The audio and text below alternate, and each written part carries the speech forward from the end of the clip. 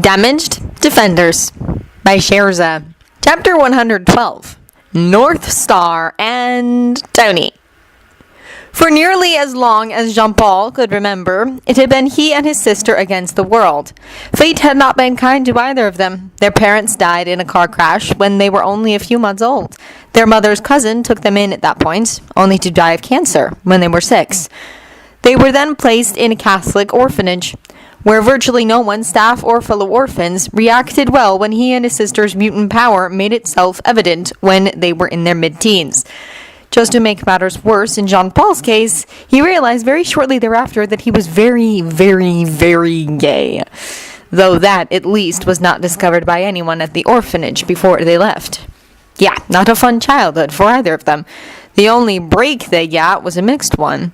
The fact that the nuns running the orphanage didn't go out of their minds and either kick them out onto the street or do questionable stuff to them in the name of saving their souls.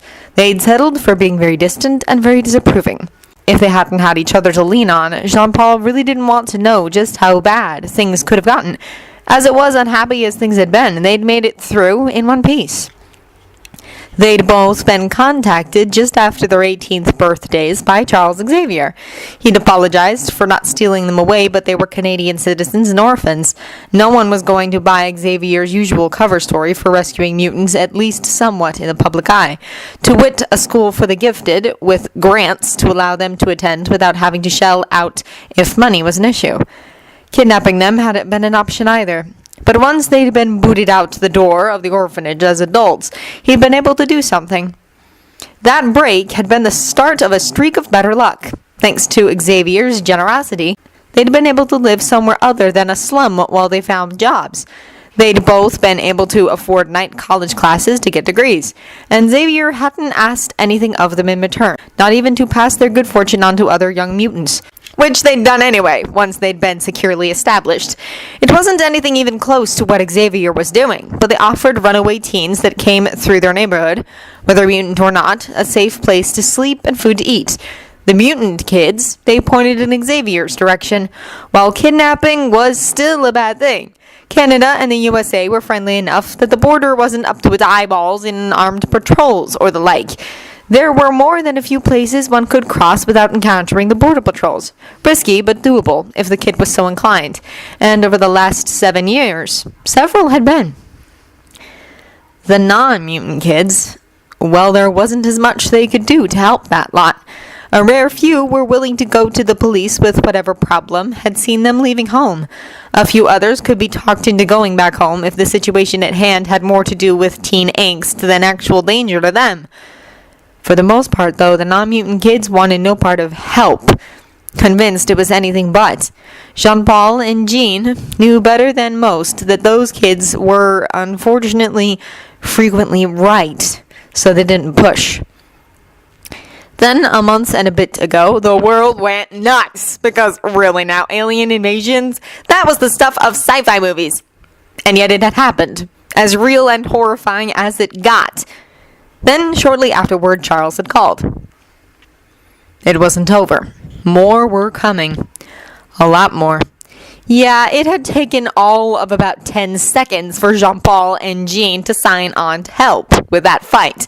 It hadn't taken all that long to put feelers out in the mutant community, and even less time to have interested parties seeking them out. At this point, there were 7 of them, including himself and Jean. Another 4 were part-time members. That is, their jobs or other commitments would make it difficult or impossible for them to get to every practice, but they had committed to working with the team to save the world, all the same. They'd even chosen a name for themselves. Alpha Flight.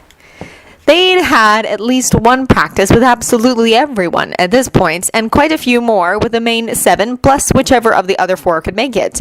Jean-Paul thought they were doing pretty well thus far. There'd been a few personality clashes and minor issues, but those were inevitable in any group of people. There'd been no sign, yet, of bigger trouble. Both he and his sister hoped there never would be. Given their proximity, relatively speaking, to the Avengers and the X-Men, the idea had been put forward for everyone to meet. get to know each other, and hopefully practice working together just in case such was necessary when all hell broke loose. Given that the three teams would be responsible for protecting all of North America from the coming invasion, it was a very good idea. At least Jean-Paul figured that was the general plan. Overall strategy hadn't been discussed too much at this point. Thanks to Charles, they at least knew of the people comprising the X-Men and had heard bits and pieces about them. The Avengers, on the other hand, were a complete mystery, save for Tony Stark, and even there, all Jean-Paul and Jean knew was what got said in the news. So Alpha Flight was meeting them first. The agreed-upon meeting place was in a remote spot in the Canadian wilderness to allow for use of powers without freaking people out if they decided to actually practice, as well as just talk and get familiar with each other. So here they were, and the Avengers jet was settling in the clearing while Jean-Paul and his team kept to the border of the clearing and well out of the way of the jet. Jean-Paul almost swallowed his tongue watching the Avengers disembark. So pretty. He gave himself a mental slap. Yes, there were two to die for blondes, and equally to die for brunettes. Not Stark and redhead, but yeah, the rest of the men on the team were only marginally less impressive. So pretty. Also completely inappropriate and potentially life-threatening. Jean-Paul was pretty sure one of the blondes was Thor, and the brunette was definitely Loki, neither of whom was human and both of whom could squish him like a bug without half trying if they took offense at him flirting. Yes, he was fast, but that only did so much good against the sort of firepower those two had at their fingertips. The second blonde was definitely Steve Rogers, aka Captain America, who had been born in the 20s, not a time known for its tolerance of homosexuality.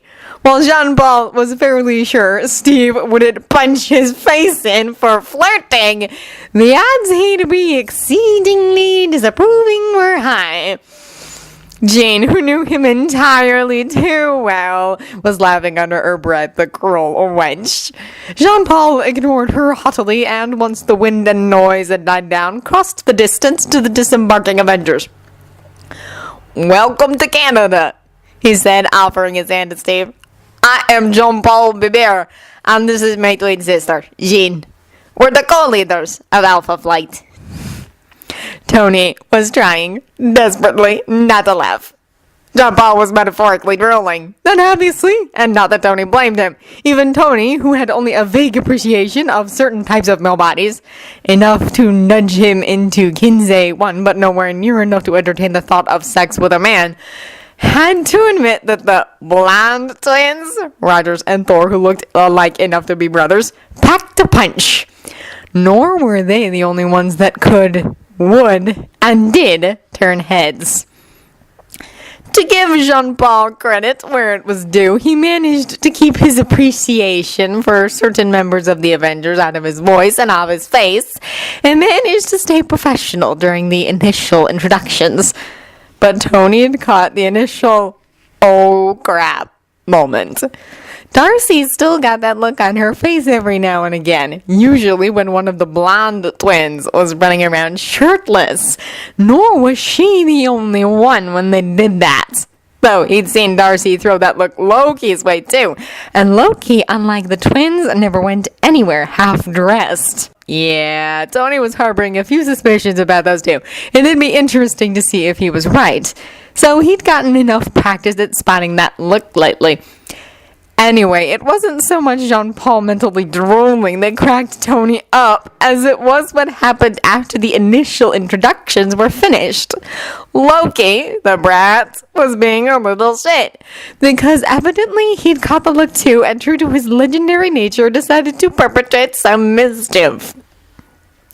He kept giving Jean-Paul subtle, coy looks, slightly stressing certain words to put an entirely different spin on what he was saying, and deliberately using words and phrases that lent themselves to innuendo.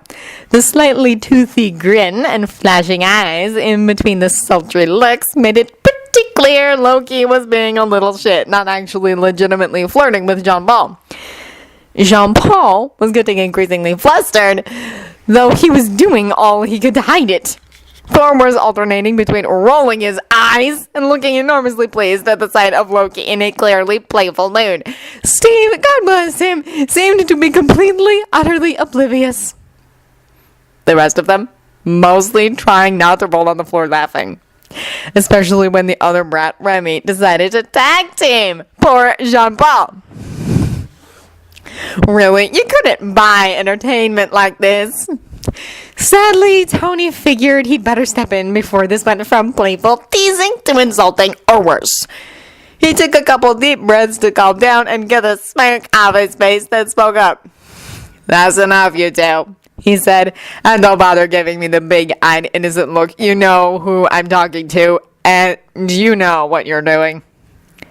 Steve glanced over at him, then at the rest of the Avengers, then at Alpha Flight, clearly trying to figure out what was going on and almost visibly replaying the last 10 minutes in his head.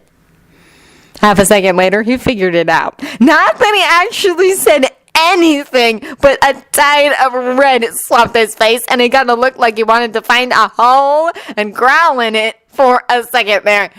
Poor guy. Tony wasn't dumb enough to think Steve was innocent, sexually speaking. That did not, however, mean the guy was anywhere near casual about sex and intimacy. Definitely a product of his upbringing there. Not that sex had been shameful back then, but it had very definitely been something both extremely private and that was not spoken about. The modern day's casual attitude about such things made Steve blush and either want to or actually hide every time. It was Jean-Paul's turn to fight laughter when Steve blushed. Good Lord, but that was unspeakably adorable. He was almost disappointed Stark had put a stop to the teasing and flirting. That had been more than a bit fun. And at least now it was crystal clear that at the very least Loki and Remy both actively encouraged flirting. Thor had looked more than a little indulgent in the goings-on, but Jean-Paul wasn't sure why. Right. Down to business, I suppose, Jean-Paul offered. You mentioned that you were working with Hulk when you called to arrange this meeting. Were you thinking of introducing us? Steve immediately shook his head. No, definitely not. It's too early for that. He's rather understandably gun-shy, and we've only managed one workout with him. At this point, I'm not sure he knows us well enough to trust us yet. Trying to introduce him to a bunch of new people might backfire. Jean-Paul nodded. Fair enough. We do, though, need to go over the general plan, at least for North America, Steve said, and specifically for your team.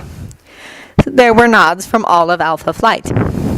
So basically, you guys are going to be in charge of defending Canada, obviously. You're going to have backup in the form of some folks from... Steve waved a hand skyward. Off-planet. 2 groups, specifically. And yes, you'll get to meet them, probably in the next week or so. The first group are called Jotuns, and they're really tall, 8 feet or so, with blue skin and red eyes. They're also very adapted to the cold. They'll need to stick to the far north and the coastlines or near big rivers, Steve said. Well, we have a lot of very good places, Jean-Paul said, depending on when this new attack takes place. Early next year is our best guess as to when they'll get here. February or March-ish, Steve told him. Ah, yes, that will definitely give these Jotuns a lot of area to run around in and be comfortable, Jean-Paul said with a laugh. Most of Canada would still be under snow that early in the year. Exactly. Your team and the Russian one will have the biggest Jotun teams, Steve said. Jean-Paul nodded. Siberia, yes, that area would suit the cold-loving people, especially in winter. Steve nodded. Right. You know a Bobby, one of the kids at Xavier's? Tony suddenly asked. Yes. Why? Jean-Paul asked. Because Jotuns have abilities a lot like his, Tony told him, just more developed. Well, Jean-Paul thought, that was interesting.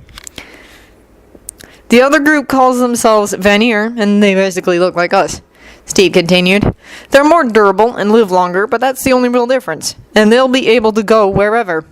The main other team, other than the X-Men you might cross paths with during the fight, is the Japanese team, led by a fellow named...